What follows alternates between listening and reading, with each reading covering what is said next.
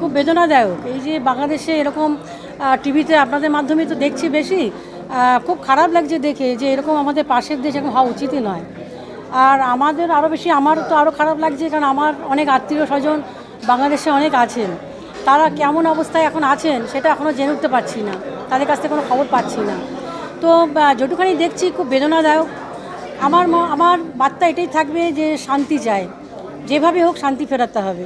মানুষ আমরা সবাই, ধর্ম আমাদের আলাদা হতে পারে, আমি বলবো যে একটাই, যে ধর্মের দিকে না তাকিয়ে বিবেক, মনুষ্যত্ব, এটাকে সবার উপরে রাখা উচিত এবং সেইভাবে প্রত্যেকটা মানুষ আরেকজনের জন্য থাকা উচিত।